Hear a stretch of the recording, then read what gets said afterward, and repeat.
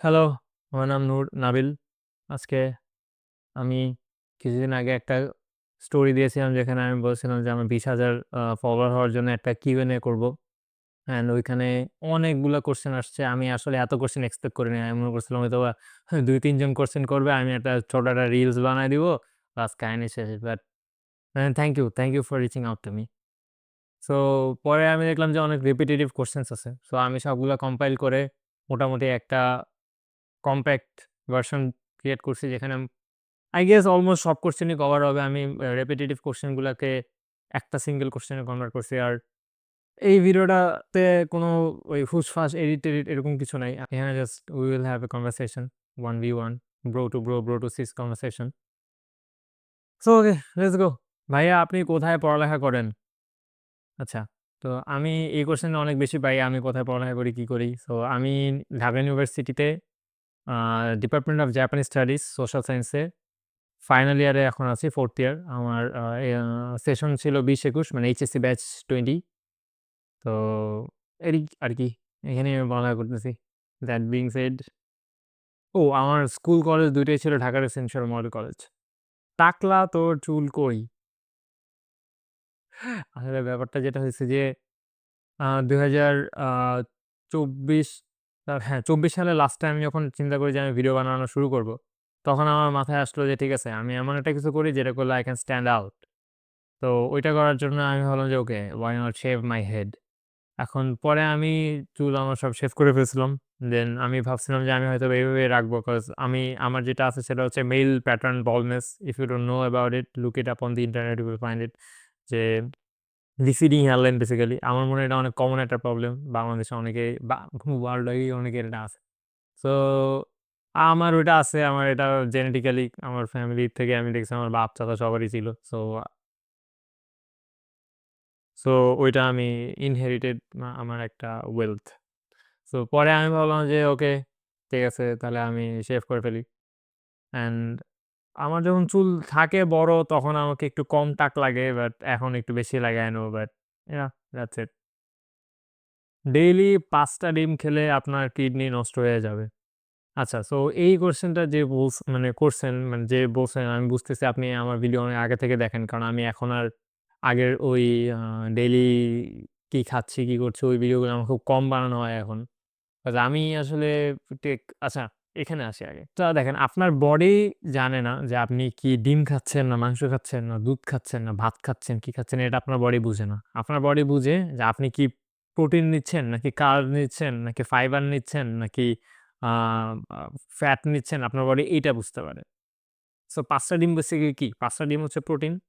তো WHO থেকে অনুমোদিত যেই ইনফরমেশন সেটা হচ্ছে আপনার বডিতে যে পরিমাণ মাসল আছে আপনি যদি এটা ধরে রাখতে চান তাহলে আপনার বডি ওয়েটের সমান প্রোটিন আপনাকে খেতে হবে। আপনার বডি ওয়েট যদি হয় ৭০ তাহলে আপনাকে খেতে হবে ৭০ গ্রাম প্রোটিন। একটা ডিমে থাকে ৬ গ্রাম প্রোটিন। তো দিনে যদি আমি ৫ টা ডিম খাই তাহলে ওখানে থাকে ৫ ছক ৩০ গ্রাম প্রোটিন।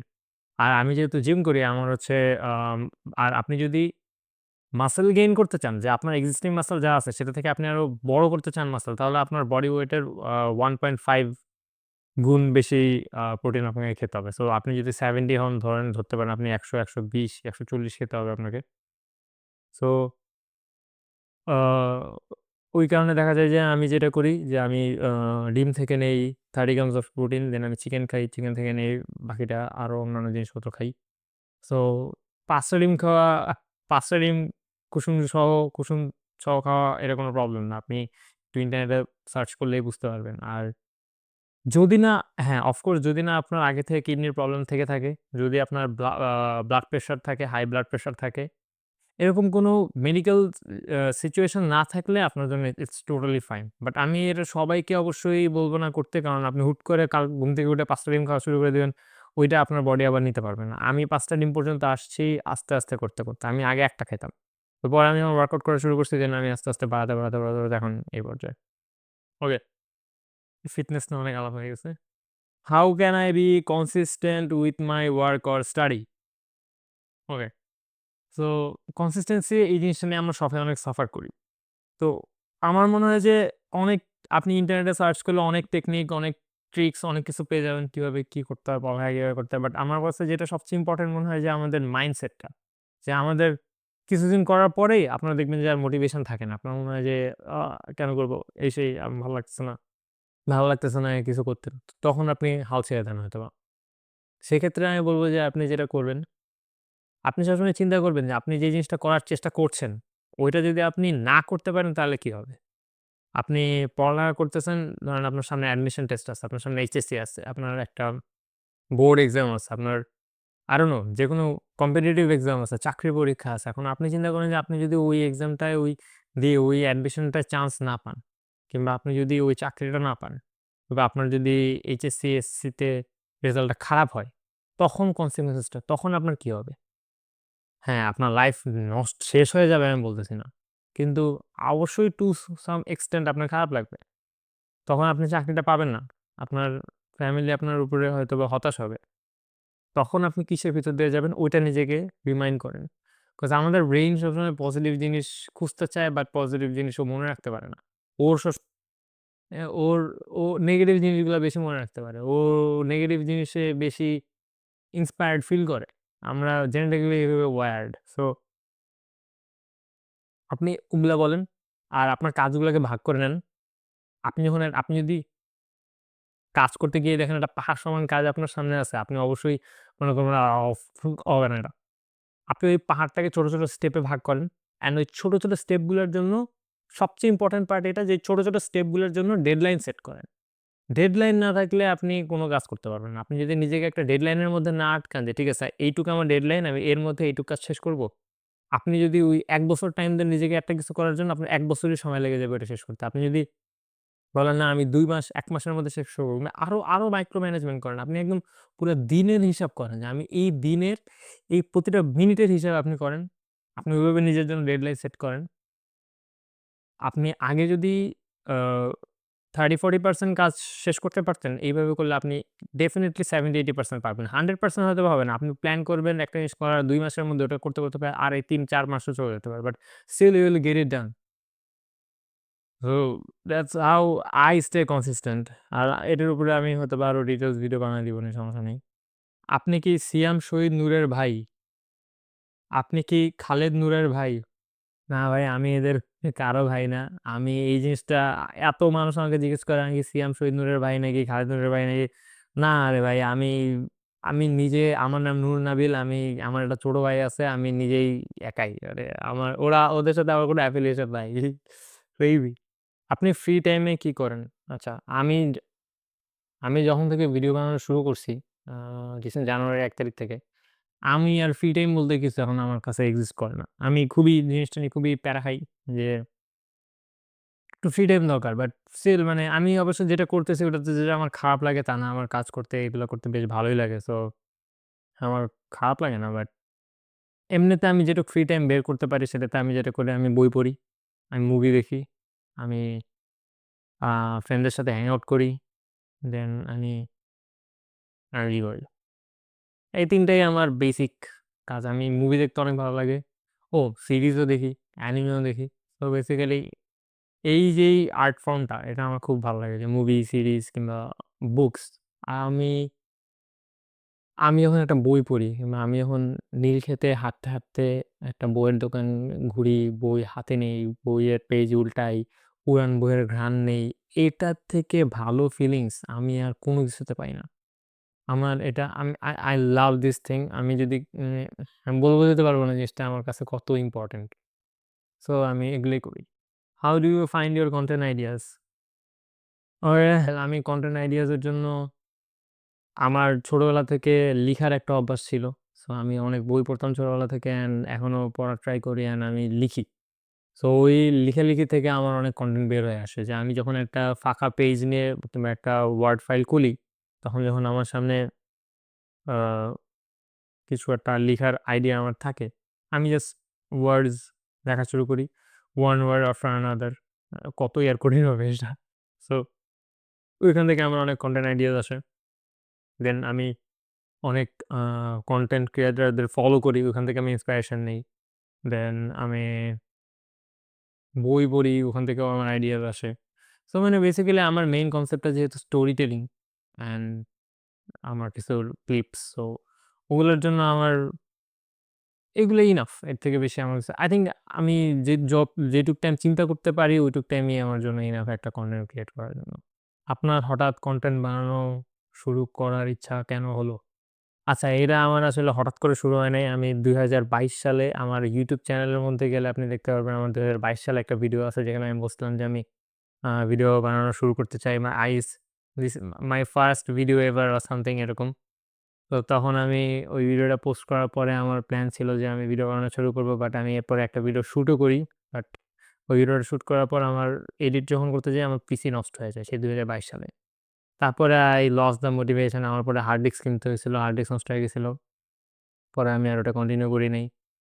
সো জিনিসটা যে হুট করে আমার আসছে তা না। বাট ২০২৪ এ এসে লাস্টে এসে আমার হুট করে একদিন মনে হলো যে I should start। আর নাহলে আমার কাছে আমার যত ফ্রেন্ডস, আমার যত পরিচিত মানুষজন আছে আমি সবার কাছেই শুনতাম সবসময় সবাই বলত যে I should start it because you miss 100% of the chances that you don't take। So আমার ওইটা মনে হচ্ছিল যে আমি যদি এটলিস্ট জিনিসটা শুরু না করে আমার লাইফে একটা পয়েন্ট পর্যন্ত রিগ্রেট থেকে যাবে যে আল্লাহ আমি হয়তোবা যদি এটা করতাম তাহলে হয়তোবা একটা ভালো কিছু হতেও পারত। সো ওইখান থেকেই আমার মনে হলো যে ঠিক আছে আবার শুরু করি। কি আছে। আর সবচেয়ে মেইন ব্যাপার যেটা I love to make videos। আমি এখন প্রত্যেকদিন একটা ভিডিও বানাই and আমি সকালবেলা ঘুম থেকে উঠি আর আমি চিন্তা করি ওয়াও আজকে একটা কিছু বানাতে হবে। তখন আমার মাথায় এটা কাজ করে যে আজকেও আবার কি বানাবো? ওইটা থেকেও আমার মাথায় আসে যে ওয়াও আজকেও একটা কিছু বানাবো and এটাও একটা আমার জন্য আজকের ভিডিওটা it could go viral। So আজকের এটাও একটা আমার অপরচুনিটি। সো আমার এই যে স্যাটিসফ্যাকশন টা উম এই যে একটা জায়গা যেখানে আমি নিজের সাথে নিজেকে কানেক্ট করতে পারি। সো ওইটা আমাকে অনেক মোটিভেট করে টু মেক ভিডিওস। ২০২৬ সালে আপনি নিজেকে কোথায় দেখতে চান? এটা আমার ফ্রেন্ড হাসিব বলছে। ২০২৬ সালে আমি আ আমার একটা প্ল্যান আছে 64/64 সেটা আমি এক্সিকিউট করতে চাই ২০২৬ সালের ভিতরে। সেটা কি ওইটা ডিটেইলস আমি পরে বলব। ওইটা একটা ধামাকাদার জিনিস হবে if I can really pull it off and a I want to grow this channel YouTube, Facebook যা আছে across all platform ২০,০০০ কি ভাই এরা ভাই মিলিয়নে নিয়ে যেতে চায় ভাই। মানে this is we're just getting started। Favourite line.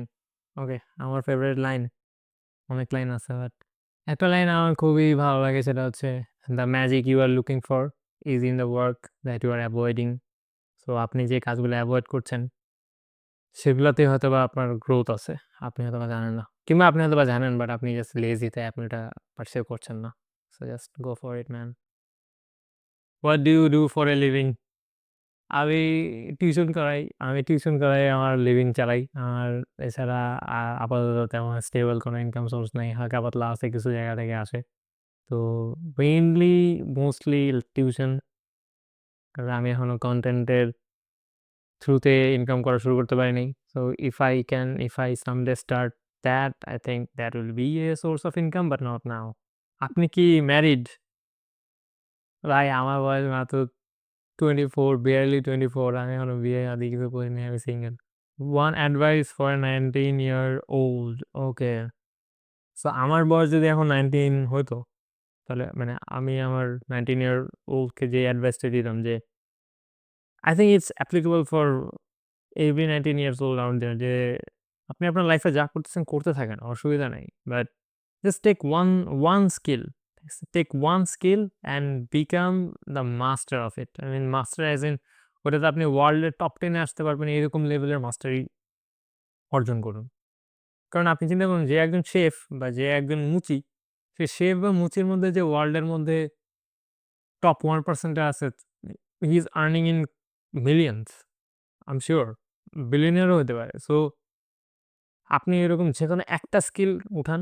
আপনি জাস্ট ওইটার জন্য আপনার একটু কয়েকটা ট্রায়াল এন্ড এরর এর মধ্যে দিয়ে যেতে হতে পারে যে আপনি হয়তোবা অনেক কিছু চেষ্টা করতেছেন যেটা আপনার ভালো লাগতেছে, আবার কিছুদিন পর ভালো লাগছে না। সো আপনি জাস্ট একটা স্কিল সিলেক্ট করেন আর চোখ কান বুজে ওটার পিছনে লেগে যান ভাই। আপনার আর কোনো কিছু চিন্তা করতে হবে না। আপনি ওই একটা স্কিলের মধ্যে একদম মাস্টারি কি ওইটা একদম পাপ হয়ে যান। ওইটাতে আপনার ওই স্কিলটার কথা বললেই যেন সবাই আপনার কথা মনে করতে পারে। এরকম একটা লেভেলে চলে যান। তারপরে আসলে আর মানি কোনো প্রবলেম না। আপনি যদি আপনার কাজটাকে ওইভাবে চেস করতে পারেন then money will come automatically. I think এটাই। তো আপাতত এই কোয়েশ্চেনগুলোই আমার কাছে ছিল মোটামুটি অ্যান্সার করার মতো। আর এছাড়া আরো যদি আপনার কিছু জানার থাকে আপনারা কমেন্টে আমাকে জানাবেন। আর এছাড়া অনেক কোয়েশ্চেন ছিল যেখানে people were কংগ্রেচুলেটিং me, people were saying যে আমার ভিডিওতে তারা কতটা মোটিভেটেড হচ্ছে কিংবা কতটা এফেক্টেড হচ্ছে। I don't know about that. আমি ইনিশিয়ালি ভিডিও বানানো স্টার্ট করছিলাম বিকজ আই লাভড ইট। আমার তখন নিজেরই ভিডিও বানাতে ভালো লাগতো। তাই আমি জাস্ট বানাতাম। এখনো আমি তাই করি। কিন্তু উইথ টাইম আমি এরকম অনেকের মেসেজেস পাই কিংবা কমেন্টও করে অনেকে যে আমার ভিডিওটা তাদের কিভাবে বেনিফিট করছে কিংবা তারা কিভাবে এফেক্টেড হচ্ছে। সো ওগুলো দেখলে আসলে অনেক ভালো লাগে যে এখন আমি আর আমার নিজের কথা চিন্তা করি না। এখন আমি চিন্তা করি যে ওয়াও ওকে আমি এই ভিডিওটা দিব এখন এটা দিয়ে আরেকজনের একটা লাইফে যদি পজিটিভ ইমপ্যাক্ট আসে দ্যাটস ক্রেজি মানে লাইফ আর কি লাগে আসলে। যদি আপনি আরেকজনের লাইফকে আপনি ইনফ্লুয়েন্স করতে পারেন positively that's a great achievement I think. আর আহ এটাই। আর আপনি যদি এখনো ভিডিওটা দেখতে থাকেন আই গেস আপনি ইউটিউবে চলে আসছেন আমার। কারণ আমার এই পুরা ভিডিওটা ফেসবুকে যায় নাই। সো ইউটিউবে যেহেতু আপনি দেখতেছেন, আপনি ইউটিউবে সাবস্ক্রাইব করেন। কারণ আমার ইউটিউবের অবস্থা খুবই খারাপ। ৫০ না ৫৫ টা সাবস্ক্রাইবার আছে জানি। সো আমার এটা নিয়ে আরো প্ল্যানস আছে ইউটিউব নিয়ে। কজ ফেসবুকে দেখা যাবে কি হয়। বাট ইউটিউবটায় I want to go big in here too. So let's go. Thank you. See you. Good night. See you again tomorrow.